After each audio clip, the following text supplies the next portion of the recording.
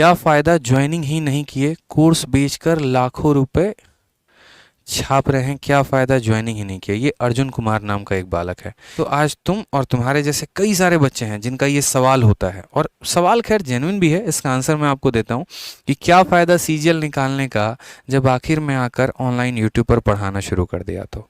ठीक है, तो इसका बड़ा प्यारा सा जवाब है मेरे पास।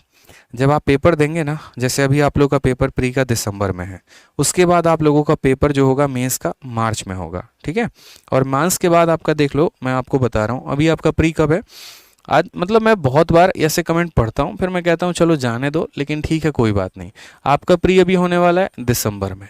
आपका मेंस का पेपर मैं भगवान से दुआ करूँ कि और पहले हो जाए यहाँ पर, चलो मान लो अगले साल मार्च 2023 में होगा।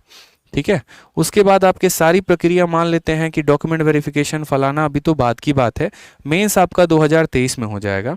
इस बार डिस्क्रिप्टिव भी नहीं है आपका, तो उसकी कोई दिक्कत की बात नहीं है, टाइपिंग वाइपिंग सब हो जाएगी।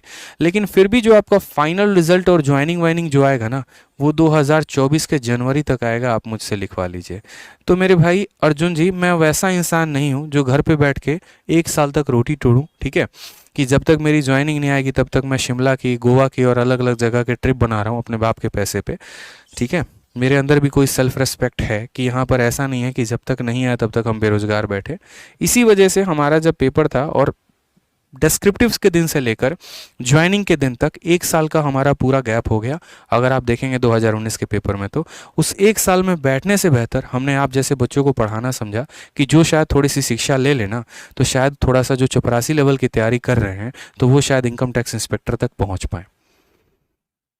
यही वजह था कि हाथ में मार्कर पकड़ा, यही वजह था कि ऑनलाइन आए, और यही वजह से हमने पढ़ाना शुरू किया। हर साल कई लोग आते हैं ना भाई, कई लोग आते हैं पढ़ाने, कई लोगों का होता है सीजल। कितने आते हैं आपको पढ़ाने, ये बताना ज़रा।